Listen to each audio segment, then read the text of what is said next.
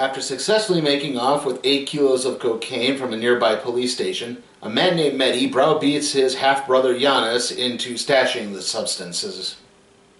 Giannis elects to store the cocaine at the sawmill that employs him that is owned by a man named Saeed. However, Saeed has recently been diagnosed with terminal cancer and is actually looking to sell the property to a nearby rival in order to pay for his hearing-impaired daughter's art school training in Paris. However, things begin to take a turn for the worse when the original owner of the cocaine, a drug boss named Adama, immediately begins coming to look for it. He's traced it back to the sawmill, and he will stop at nothing to regain it. This is Earth and Blood.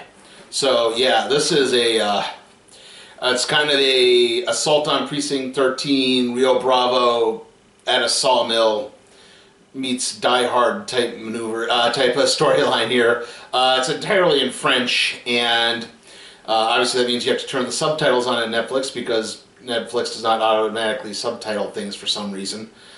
But anyway, this is a real bare-knuckle thriller here. It's basically, it's a lot of build-up for about the first half hour or so, and then after that it's just kind of straight-on action as Saeed, he detects the cocaine as he's giving a prospective owner a tour. And on top of that, he confronts Giannis, he locks him in basically a barn, and tells Sarah to he sets it up, I'm saying basically a lot, sorry, but he sets things up so that, his workers can go home and they get paid for the full week, so even though he's shutting the place down early. So he at least takes a little bit of beforehand. And as this is happening, though, Adama's gang starts arriving, and they're looking for it.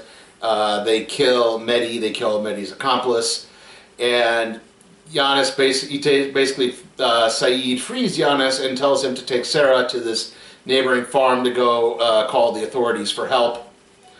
And as this is happening, they get spotted, so one of Adama's gang breaks off to go through after them.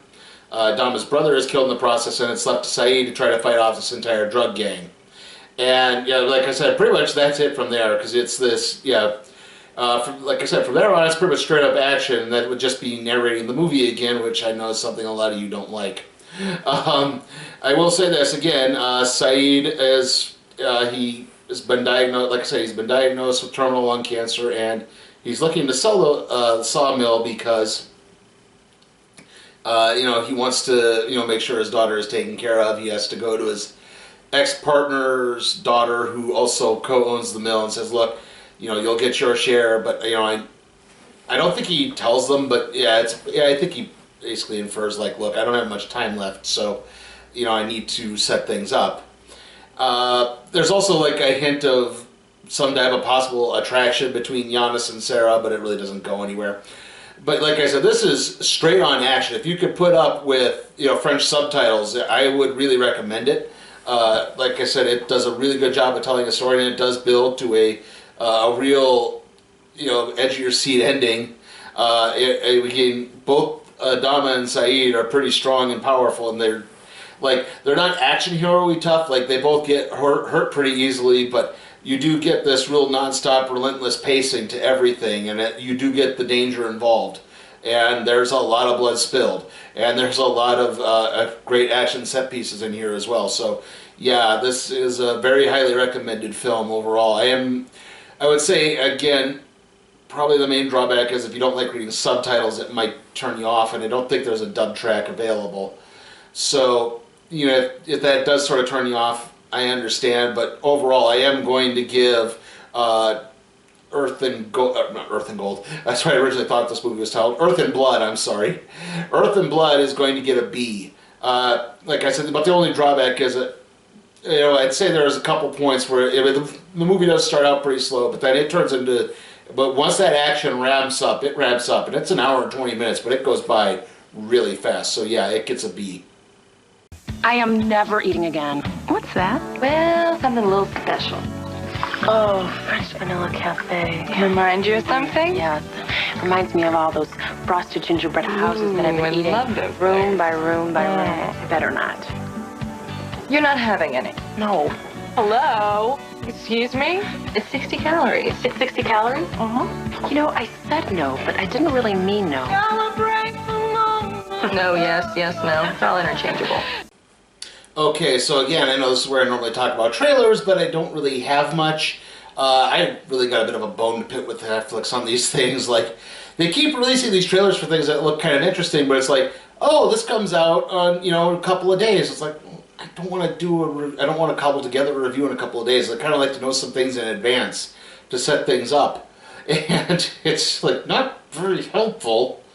It's like, could you at least put up a couple? I think there's one trailer for something that's coming out in May so far. Anyway, next review. The next video is going to be the random trade review on Black Panther: The Man Without Fear, and then there's going to be another kind of, like I said, I'm working on sort of a two-part classic TV review again, sort of like what I did with the Wildcats animated series. The next movie review will be The Willoughbys, and I also intend to do another Netflix television series review, at least the first season of that's come out recently. So, see you all then.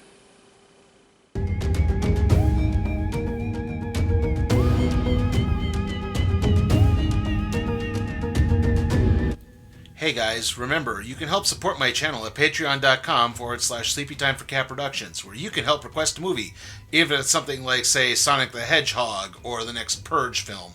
I'll review it.